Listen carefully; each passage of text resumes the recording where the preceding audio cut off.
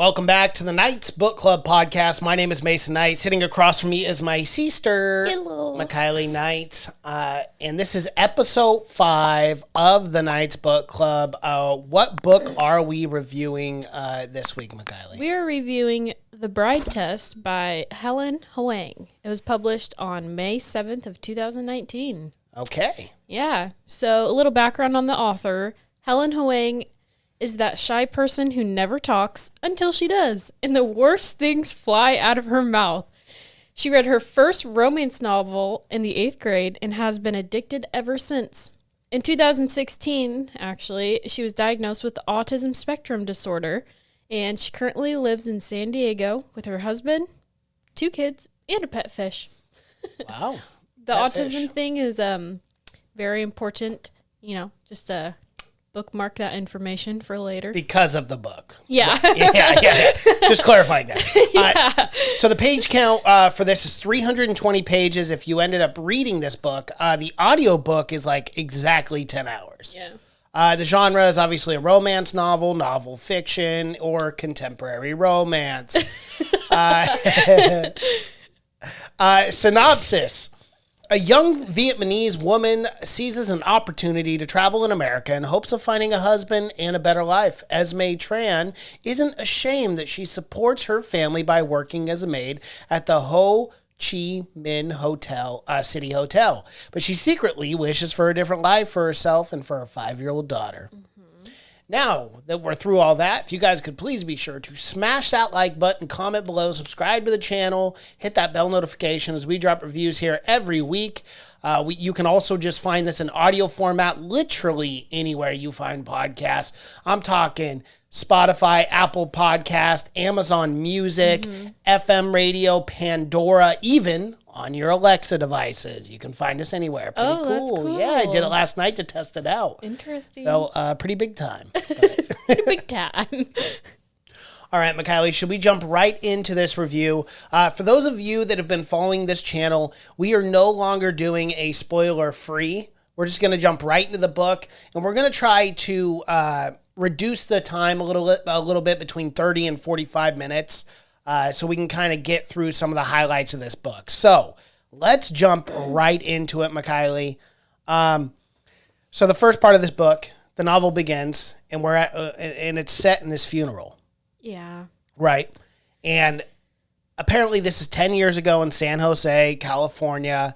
And Kai attends the funeral of his best friend, Andy. And we don't know how Andy died yet. But he doesn't really have, right away we learn that he doesn't really have human emotional responses. Yeah. And he literally has no feelings. And like even Andy's sister's coming up to him being like, you were his best friend and you just don't even care. And he's sitting there like, like an emotional robot, just not reacting to anyone or anything. And like people have a really hard time understanding him. Okay, even though I knew this was a romance book, I was like, oh, he's the killer. Because we've been doing so many crime. Yeah, we really have. Yeah. So yeah, anyway. So the narrator jumps ahead to about 4 months, and now we're in the present with Ma, which is like she's a young single mother. She works in a hotel called Ho Chi Minh City Hotel in Vietnam, and basically all she does is clean hotels, rooms, and bathrooms. Yeah. She said she's cleaned a lot of bathrooms. She keeps hearing these girls, they're crying, they're running in. They're sniffling. They're doing all this sorts of stuff in the bathroom and then leaving, continuing to come back and forth. And then a woman appears. It's an elderly woman in the bathroom. She walks in, sits down, because I guess there's a rest area in Vietnamese bathrooms. Like a couch. Like a couch. I mean, I have known of some places actually doing that, which is very interesting. I think The Office even made kind of a funny joke on that. Yeah. Yeah. Where they like brought in furniture. Yeah. I forgot about that. But comes in and basically says, you're perfect for my son. And she's like, look, I'm a maid. I don't know who the hell you are. I don't know if this is some sort of sex trafficking ring I do not want to get tied into. I'm just here doing my job, trying to provide for my 5-year-old daughter. Mm-hmm. And she says, no, you're coming with me. She then pulls out a pistol, puts it to her side. Shut up. So no, It really did not happen. that did not happen. But you know, obviously, she eventually convinces her. But she did the test to her, She saying, what was it? To like have Kai like try to impregnate her or something, right? Wasn't that what it was? Yes, right away. Yeah. And Mai was like, no, I'm not going to do that. And so she leaves, and then She comes back. Yeah. Ma comes back and she like says, calls her or something. Then that's when she put the pistol to the side. Shut up. All right. Mason really wants this to be a thriller. Too many thrillers on my mind. So obviously, we find out that her name is Esme. Esme. Esme. This is going off the rails already. Yeah. Okay. Arrives in America. Kai picks her up at the airport, and you know he's really frustrated with his mother at this time. He does not want to be in a relationship. He's 26 years old. He's still a virgin. Doesn't care for like any sort of intimacy whatsoever with anyone. He just wants to be left alone. Yeah. Some would say that's grumpy, but given his circumstance, it may just be, you know, his form of communicating as far as like the autism and whatnot. Almost immediately, Esme upsets Kai because Esme, admits is just frustrating the living hell out of Kai. Yeah. Okay, and Kai, you know what? I sympathize you with a little bit because when my wife moved in, she started organizing all this stuff, and I'm like, I know exactly where that is. She's like, you laid it on a chair. I'm like, I know where it is. You're like, now I just can't leave find it. Now I'm like looking when through she drawers. puts it and back like, into its place where Yes. it truly belongs, I'm like, you're just like, leave it. where is it? Trust me, I have a photographic memory of where I leave things. Okay, it's my system. It's an organized mess. It is an organized That's what I mess. call my room. And gosh darn it, Kai, you and I are on the same team here. So he's getting frustrated as all can be. She's reorganizing things.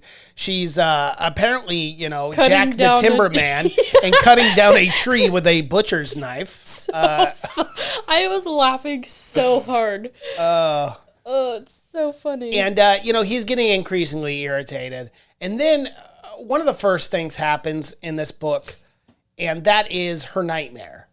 Oh, right? yeah. Oh, yeah. Shut up! So she comes in and she's like, Daddy, I had a nightmare.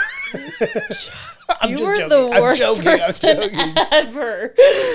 Okay, sorry. She has a nightmare. And her nightmare is the Playboy Bunny dad, which I love that she always refers to him as the Playboy Bunny dad.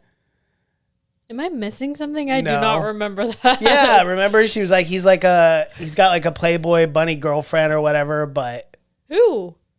the father of her child, Mikayla. Oh. Goodness gracious. Oh, never.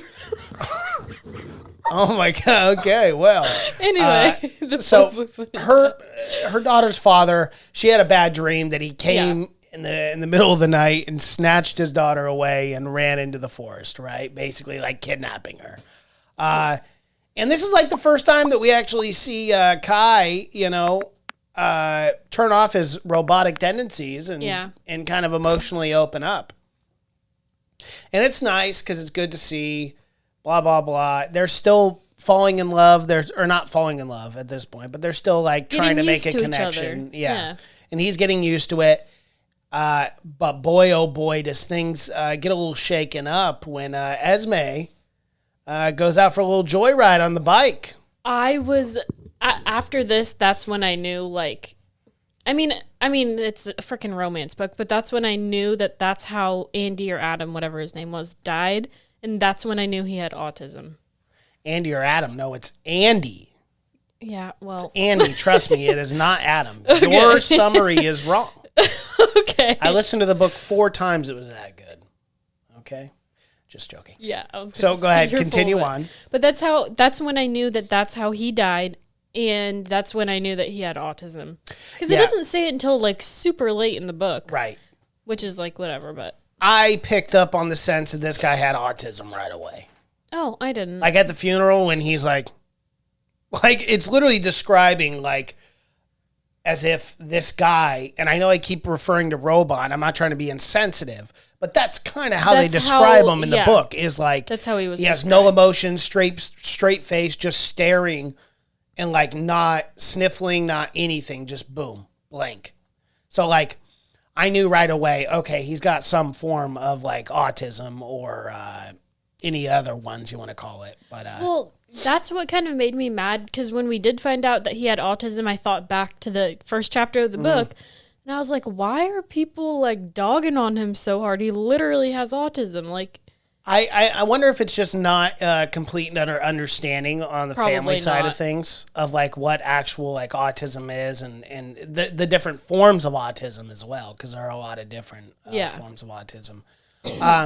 So yeah, I don't really know. I don't really know. But his family, yeah, I mean, they were being a little harsh considering that they know, he does have autism. Like, yeah, that's why he's not reacting. Like, he grieves and processes things differently than your brain or your mind or than, most people. But yeah, they go to that wedding. Anyway, Esme gets on the bike. It's not good news. I've never seen such a freak out.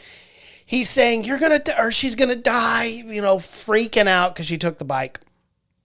And Esme really realizes, oh, I screwed up. I don't know what I did to what capacity, but I really made him mad. And then that's when he's like, you need to stop. Yeah. She said she got a little fearful because he was pretty aggressive with that. And then he starts bringing up, cleaning the house and reorganizing everything and doing everything her way. His brain doesn't like that. His brain doesn't process that. And it's overwhelming him. And, she listens and then she stops doing all that stuff.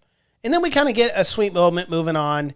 And, they've kind of reconciled a little bit. They're hanging out more, getting a little bit more physical. Kai obviously just describes to her what it's like to like be touched softly. It's like I don't know. That's weird. I get it. He's got autism, but I don't understand that. But like the light touches hurt is how he explained it. And he likes, like the firm touches to where he can actually feel it. I don't know. It made sense to me. Yeah. Yeah. Teaches their own. But basically he's describing to her that he cannot handle that in any capacity. So there's kind of a touching moment there. And then she offers to cut his hair. Mm-hmm. And come to find out, he's an extremely good-looking man. Yeah.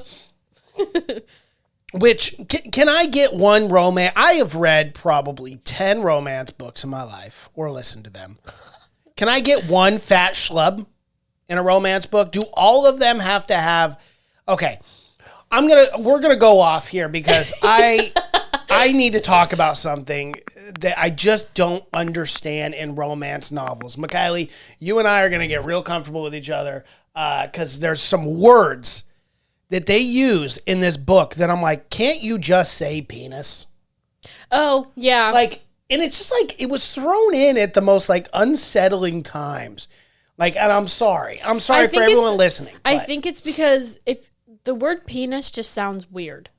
Like, it doesn't sound weird, but if you use it repeatedly during like romance books, sure, you have to use different. Okay, I got to use it. So if your kids are around, turn off this little part, skip forward 15 seconds.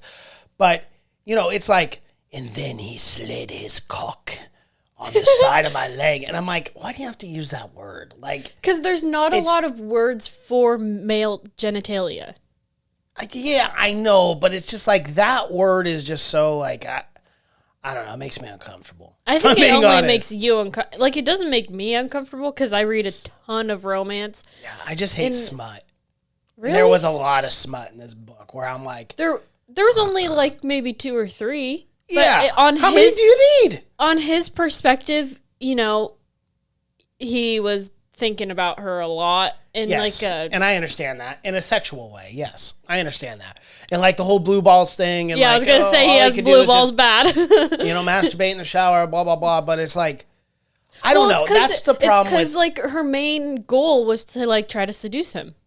So right. I mean, she did a good job. Oh, yeah. Because he was thinking about her all the time. But I don't know. There's just the way that, like, romance books go about describing it that, like, I just don't understand. Like, imagine watching a film and having 4 sex scenes in a film. You're just like, okay, this is repetitive. I get it. They're having sexual intercourse. Can we move on? That's the same way I feel with the books. Like, after you describe what it's like to have someone inside you or to be inside someone for the 4th time in a 300-page book, I'm like, can we stop? Can we? I would like to get on with the story. Well, I think one of the main reasons is because this book is mostly targeted towards women, and a lot of women like to read that. Weird. I mean, whatever, teaches their own. Like, it's fine, and I don't hate romance. I don't hate romance Well, it's books. going to be really difficult for you to find a romance book that only has like 1 sex scene in it. Yeah, no, I know. It is what it is. It is what it is. It is what it is. Tabor Cragen would be so happy right really now. would. I'll send him the clip. Yeah. But yeah, okay. So anyway, that's my little tangent on romance books. And honestly, like, overall, I did like this book. Like, I really did. Oh, and really? like, yeah, I actually did. And I thought the story was good. Very predictable. But again, romance book. Yeah. They always fall in love, whatever. All right. Let's continue on here, Mikhaili. Esme offers to cut his hair. That's what we just talked about, right? And then he's finally actually a good-looking guy. And then he starts to realize that he can stay calm around her with her touch, which is actually a really big deal. And then Esme hurts her ankle. Mm-hmm. Remember, she rolled it because she was going to the night school. Oh, yeah. Go ahead. And then she called him and she's like, oh, I'm going to be late. And he's like, what? And then she just hangs up on him. Mm-hmm. And then he calls her back and it's like ringing and he goes, I was just on the phone with her. What's taking her so long? And she answers and he's like, where are you? She goes, I'm at the hospital or whatever, the doctor's office. And he goes, I'm on my way. And he shows up like a freaking knight in shining armor. I'm like, yeah, buddy. Only to tell her that he didn't love her 11 times. We're not even there yet. It's a spoiler podcast. You had to have read this book already. Yeah, well, we're just talking about it. But yes, it was very sweet. You know, he comes and he picks her up too, and he's carrying her there and then carrying her back. Some more I'm like, touching. where are the wheelchairs in this doctor's office? Right, exactly. This is male practice on their part. Like, honestly, people should get fired not even for giving that. her crutches. Yeah, no wheelchair. This so is America. confused. What do we do? If we don't have wheelchairs, is this really even America anymore? Honestly, like, seriously, we or don't the even provide. mobilized bike things. It's incredible. Just thanks. No, I'm not gonna say. All right, so Angelica inadvertently reveals her connection with Esme. This is when Esme is like on the verge of tears and everything, because what happened is Kai was like, yeah, you know, because he had just cut her hair, and then she was looking for her dad, and her dad's name is Phil. That's all she knows. Phil. So they go to the Harvard school, or not Harvard, Berkeley. And they go to Berkeley, and they're trying to look for him and do whatever. And she runs into Angelica, which is a Russian foreign exchange, or no, a Russian... She's like a teacher. Yeah. But anyway, they start talking about grades and stuff, and then he was like, hold on, what? You're going to school? What for? You're already an accountant. Because keep in mind, Esme has been lying about being an accountant. In Vietnam. In Vietnam, yeah. So yeah, that's a big problem, and she fears that she's going to drive Kai away because, you know, obviously she just confessed that she lied to him. Yeah. But he didn't really seem to mind. He's No, like, he like literally did not care. He's like, I don't care at all. Let's keep in mind, Kai is like a billionaire, it sounds like. Yeah, and she doesn't know because he has his own practice. Right. In a huge building. Yeah, so he's probably a multimillionaire. But, I mean, the building they described, and he was at the top level, it's like, geez. You know how long that elevator ride would be? It's a long elevator ride, especially all the stops going up. Yep. It'd be so annoying. Unless you have like a gold card that you can like swipe and it takes you up. That'd be sick. That'd be real fun. That's what I would do. Anyway. So, you know, obviously, they attend multiple weddings throughout this book. Mm-hmm. I mean, it must be wedding season. Yeah, in I think so. California. Goodness gracious, they're going to a wedding every week. I'd get so tired of that. But Esme asks him what he's trying to do. Kai feigns nonchalance, telling her she can be with Guan if she wants to. And so she says, fine, I will. And so he gets very upset. Mm-hmm. Yeah. And the brother kind of pulls her aside, is talking to her, and then he asks, you see that? Yep. Yeah. But then basically he asks, hey, do you want to dance? And she's like, no, I do not want to dance. I'm going to go find Kai. She finds Kai, and Kai's like disturbed at this point because like obviously he wants her still and whatnot, but he doesn't know why. No, he doesn't, because obviously he doesn't know what love is. Someone should show him. All right. So overall, Mikhaili, how'd you like the book? I actually liked it a lot. Tell me why. Okay. I mean, tell me why. Yeah, I do.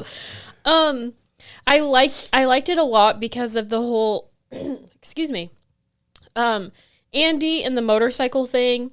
Like, I loved watching and listening to his healing process through that, Kai's healing process, because, you know, it said multiple times that they were best friends growing up, and weren't they also cousins? Yes, they were cousins. Yeah, and so it just made me think of Alicia and I. Yeah. And, you know, like, let's say I got a motorcycle or whatever, she got one, and I kind of put myself into his shoes, and that was, like, my favorite part of the entire book. And then, are we just going to skip to the end? Well, I mean, we have a lot to talk about still, but yeah, go ahead. Okay, yeah, so I'm going to do that. You know, and then he was able to ride the motorcycle to the wedding. And it was kind of like a full circle moment where he finally completely healed from that, and he was able to like move on with his life. And that's where I thought the writing was good. And again, I don't hate romance novels as long as they're well written. And like to tie the bike back into the story, I thought was a really good idea. I will say one of the only smut scene that I found really hilarious was the first time that they had sex, and and this like, guy, buddy. You know, I know that it was one of those things where I was like, I felt so bad for Kai because obviously he didn't intentionally mean to do that, but the way it appeared to Esme was not good. So like they're not even like confirmed engaged or anything, and they end up passionately having sex. And then not but 15 seconds after this man, you know, is relieved of his stress, we'll put it that way, he gets up, just goes whoop-de-doo, rips that bad boy right off, and gets in the shower, leaving Esme by herself after the first time. There ain't no cuddling. There ain't no kisses. There ain't no letting her complete her task. If I keep it PG, you know, or helping her get to that point. No, it was just simply took it right off and just went into the shower. Well, and at this point, one, she doesn't even know, you know, he has autism. Right, she doesn't. Two, she doesn't understand what autism is. She doesn't even know what, I was going to say, she doesn't even know what autism is. And so she's just laying there thinking he basically just used me for his own needs and didn't even care about mine. Oh, I felt so bad for her at that. Yeah, I felt really bad too. I felt bad for both of them because I don't think Kai was a bad guy. No, he just didn't understand. He didn't understand. And then he goes over to Guan's house and he's like, you know, his brother, and he's like, what did I do wrong? And this part of the book I really enjoyed because there was a lot of really funny moments throughout this part because like then they're calling up their cousin and their cousin's asleep. He's like, what are you waking me up for? And he's like, you know, Kai, you know, had sex for the first time. He needs some advice. How do you make a woman do this or that? And just this whole scene was just really funny. I enjoyed it really quite a bit because Kai's just sitting there like, oh, he's like, and then Kai's inner monologue is like, I never had this taught to me in 5th grade sex ed. You know what I mean? He just had no idea. And then I love how Guan just gives him like books for sex for dummies and all that kind of stuff. And he's like, this really helped me out. And right.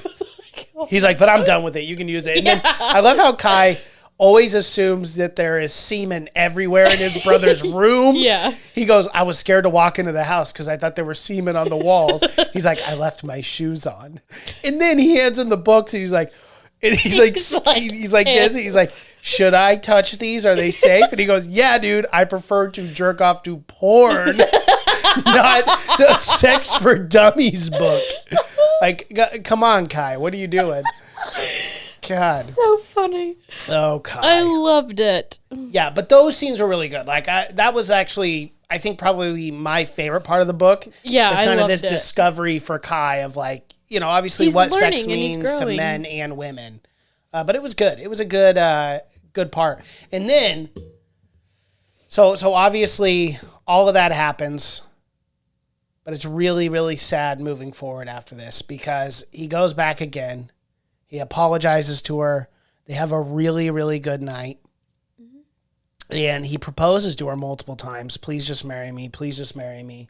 And she goes, just tell me you love me. Just say I love you one time. I just need to hear you say I love you. And he goes, I don't love you. Like, he straight up said, I don't. I was like, And oh. that's the one frustrating thing about this book is, Kai, you loved her. Yeah. We all knew it. But, dude, this guy just kept like, I don't love you. I don't love you. I don't love you. I am a robot. I cannot feel love. And it's like, yes, you can. You can feel it. Dig deep, Kai. You know you have feelings for this woman. Eventually he did, and good for him. But, so she leaves. She says adios. Moves out. Yeah, straight up moves out and everything, and actually just walked down the road. That was during the wedding. Yep. Walked down the road and everything because they had that big fight at the wedding, and then got herself a little apartment. I was like, good for you, Miss Girl. Well, yeah, I mean, you know, it hurts, you know, to hear someone say that they're not in love with And you. he's Like, that's he's awful. scared to love another, like, add another person to his life because, you know, with the whole Andy thing, like, he's like, everybody I loves, you know, like, it was sad. It is sad. Poor guy. However, Juan, which is Kai's brother. Meets up with Esme, and now he's talking about marrying Esme.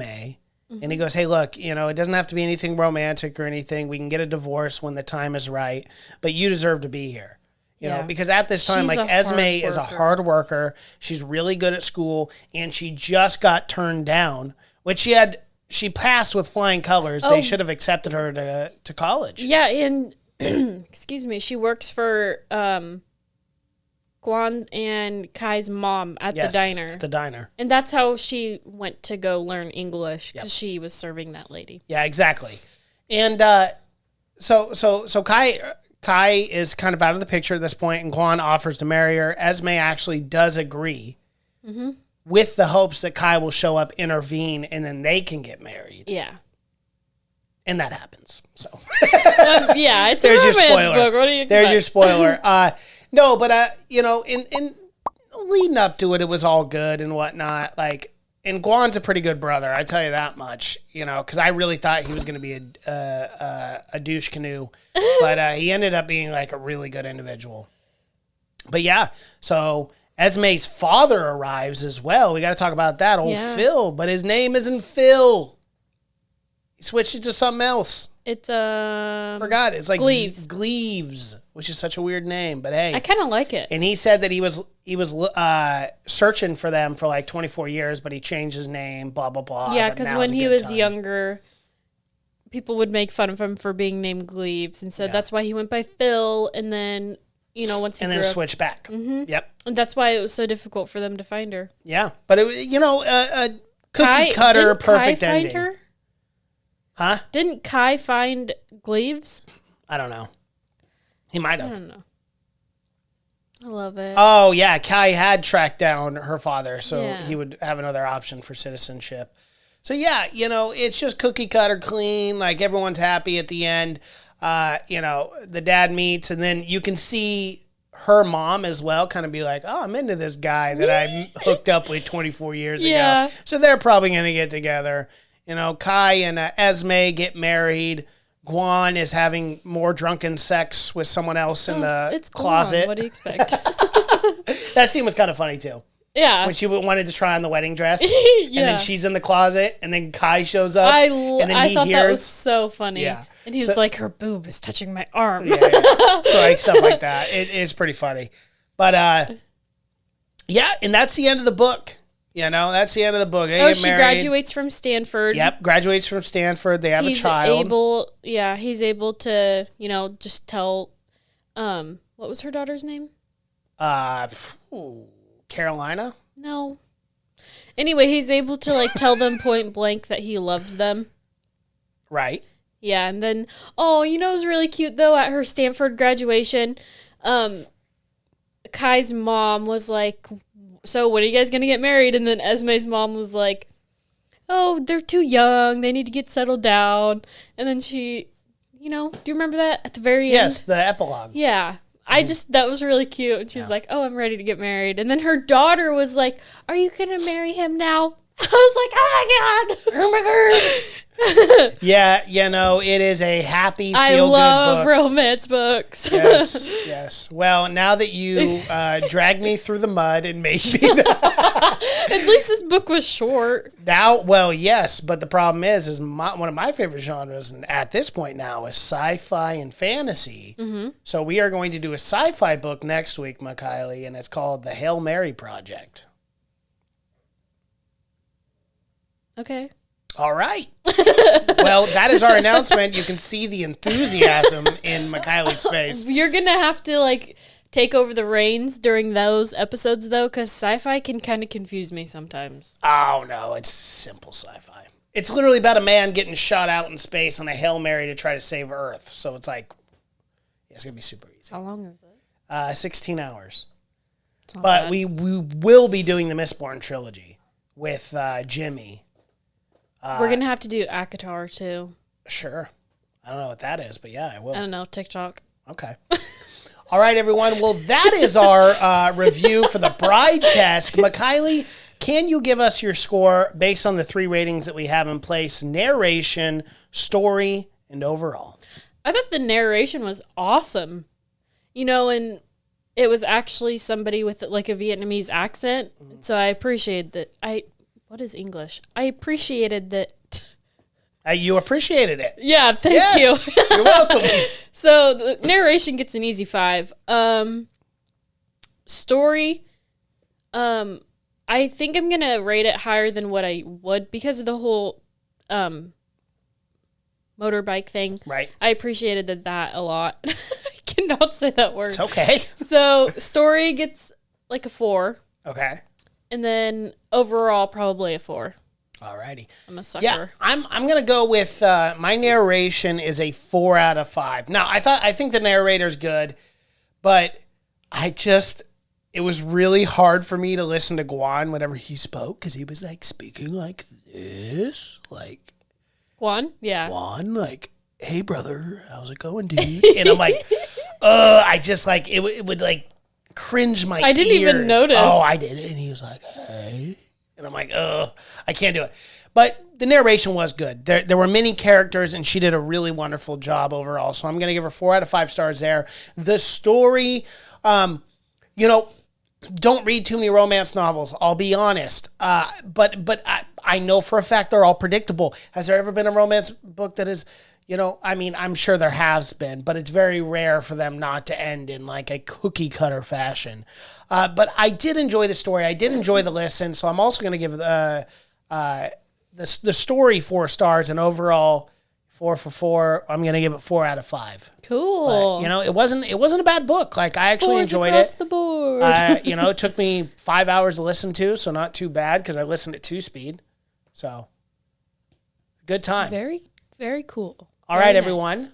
Well, that is our review for the Bride Test. If you guys like what you've seen here, please be sure to smash that like button, comment below, subscribe to the channel, and hit that bell notifications. We drop videos here every single week. Yes, My name is Mason Knight. That is McCurler. McCurler. And until next time. Oh my God. Bye.